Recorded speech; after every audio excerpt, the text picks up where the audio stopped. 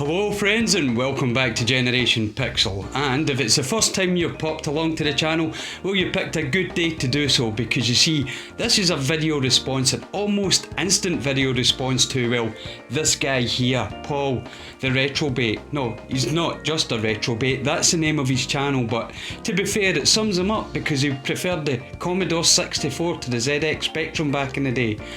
Go figure. Anyway, the video response is quite simple. He's just put out his top 10 PlayStation games. Well, I think he's still a Retrobait. He was close, but not close enough. So wait until after these titles and I'll show you the real top 10 PlayStation games.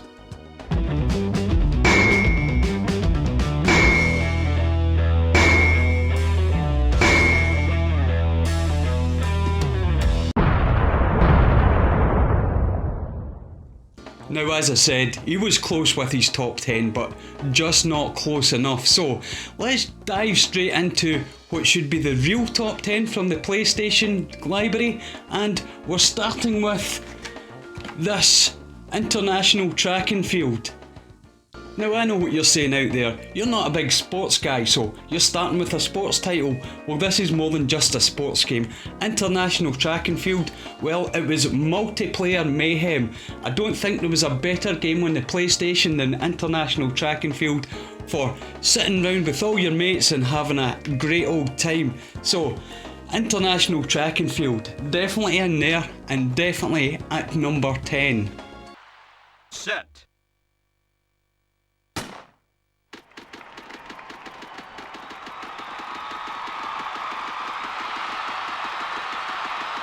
The time was 8.14 seconds. Now, coming in at number 9, it's another sort of sports title, but it's a racing title, and it's Destruction Derby 2. Now, Destruction Derby 2 is fantastic, and why? Well, you see, I don't normally like arcade racers, but with this, it was utter mayhem. Pandemonium from start to finish. The amount of damage that you could do to your car was fantastic, and not only that, the damage you could do to the other cars too. It was probably the first time that I'd played an arcade racer, especially on a home console, where if you destroyed a car in a race, that car sat there forever as you went round lap after lap, having to remember where you destroyed that car in case you ran into it and destroyed yourself. So, number 9, we have Destruction Derby 2.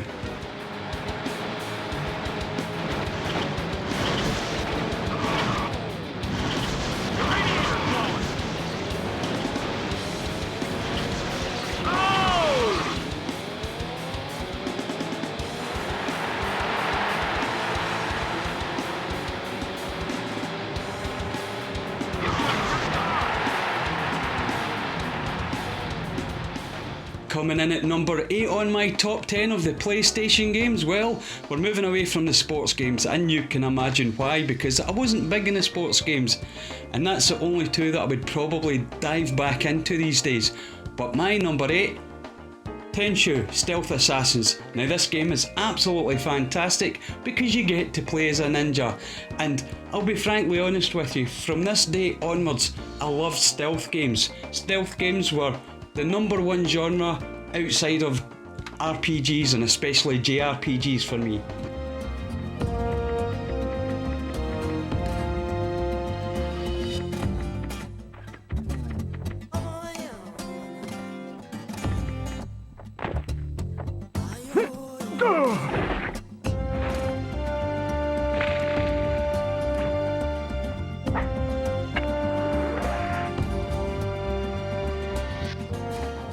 Okay, number 7, and well, I may have told you a little porky pie about the sports titles, because there is one more to go.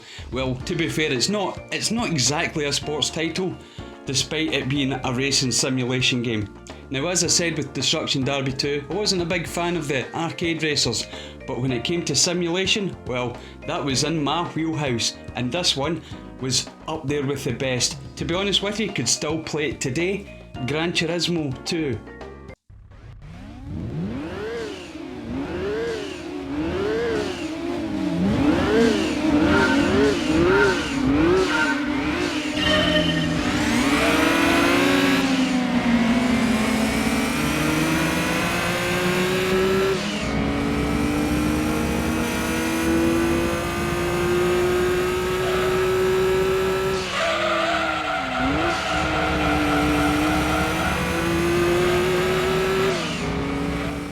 for game number 6, definitely away from the sports titles now and getting right into my wheelhouse, and that is adventure games. And this one is special indeed because this one is Broken Sword. Now, anyone who's played Broken Sword will tell you it's probably one of the funniest and finest point and click adventures you will ever play. It is so quotable, so memorable that once you've played it, you've got to go back and play it at least once a year.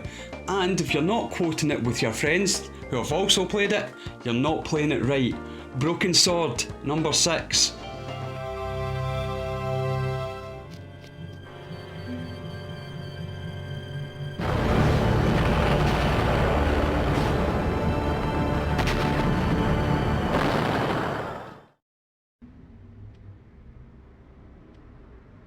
As I picked myself up, all I could hear was the ceaseless drone of traffic. Life went on around me, but the explosion was to change my life forever. The umbrella had protected me from the bomb blast, but it was of no use to me now. So, we're at the top half of the top 10, and coming in at number 5, the very first game in that top half list, Tomb Raider, the first one. Yes, I know Tomb Raider 2 was probably a little bit better, but I'm a sucker when it comes to the original title, and Tomb Raider, well, it was fantastic. It blew everyone's mind when it came out, and even with the tank controls, which, trust me, you do get used to if you go back and play it again.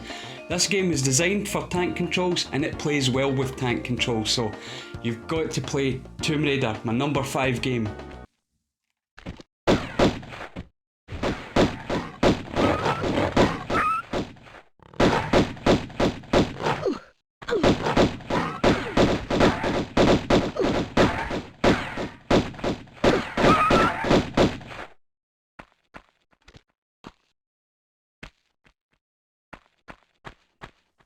Coming in at number 4, well, it's a game that I played once and then didn't go back to for several weeks, maybe even a couple of months. Now, not because the game was bad, not because the game was hard, it was because the game scared the living daylights out of me. This Silent Hill, number 4 on my list, and it's a game that you must play, but not in the dark and not alone, and never ever listen to radio static while playing.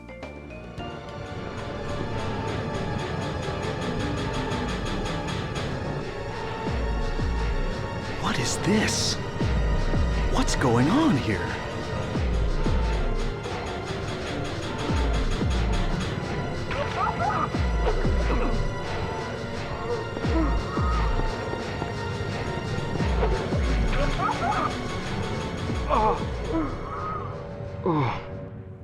We're into the top 3, and number 3 on the list for my PlayStation games, well, it's a stealth game. And if it's a stealth game, it's number 3 on my top 10 list. You probably guessed what it is already.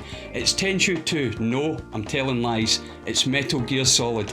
Metal Gear Solid, fantastic game, well ahead of its time in everything from story to gameplay and sound design. So much so that they've tried to even remake this for the GameCube, and it doesn't work as well, trust me. Twin Snakes is not as good as the original outing, and if anyone wants to argue about that, down in the comments with that, that's where that goes. Anyway, number 3 on my list, Metal Gear Solid.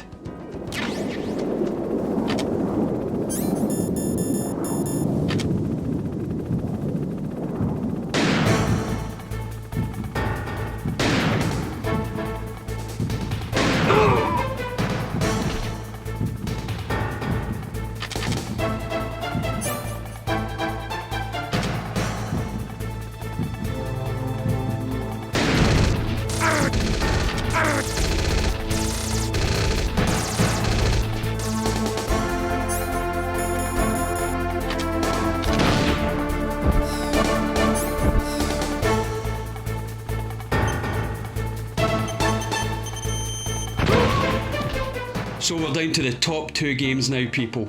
Number 2 and number 1. And for number 2, the game for me had to be Resident Evil. And yes, it's the first one, not the second one. Yes, I know the second one is probably a far superior game. It is in many respects. But the thing that I've got about first games is, without these, there wouldn't be the number 2s. This game was survival horror. probably the first proper survival horror, and definitely the best that you'll ever see. And look at this, even he agrees. So there we go, game number 2 on my top 10 list. A dining room.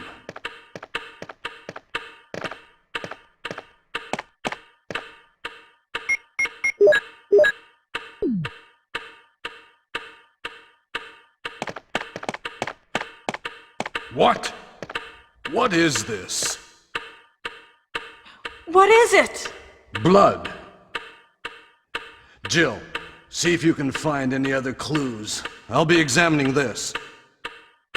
Hope this is not Chris's blood. So there you go, friends, we went through the other 9 contenders and we're on to the number 1 game in the PlayStation era. Well, according to me anyway, and let's face it, I'm a fairly good judge of game, especially when it comes to Sony Pony stuff. And the game is, well, Final Fantasy VII. But not just Final Fantasy VII. I can show this, but the other game that ties with it for number 1 is a fantastic JRPG also by the name of Suikoden. And yes, that's how you pronounce it, none of this Suikoden. It's Suikoden in Final Fantasy VII. I can't show the Suikoden box because, well, I've sold 2 of them in the past and didn't get round to buying them again, and they're now, well, they're a bit expensive. So if you want to send one to me, I'll send you my address. But other than that, number 1 game, or number 1 games for the PlayStation era, Final Fantasy VII, and of course, by the magic of video editing, Suikoden.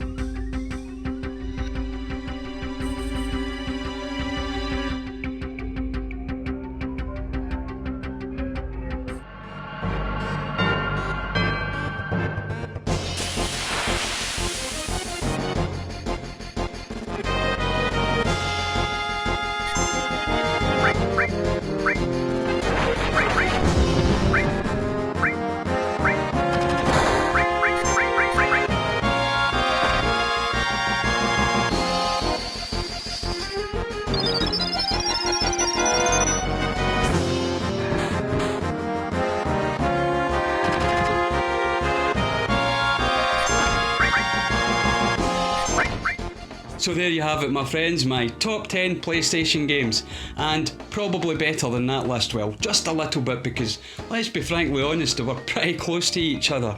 Anyway, if you've enjoyed this video, please give me a thumbs up, because, well, it makes me feel a lot better about making these videos. And if you didn't like the video, well, give it a thumbs down and then I'll try and work out what went wrong.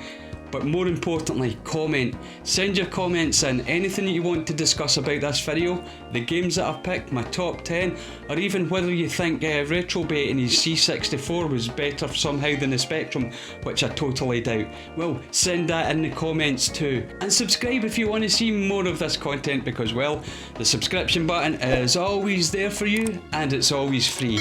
Thank you very much for watching, and until next time, as always, cheerio!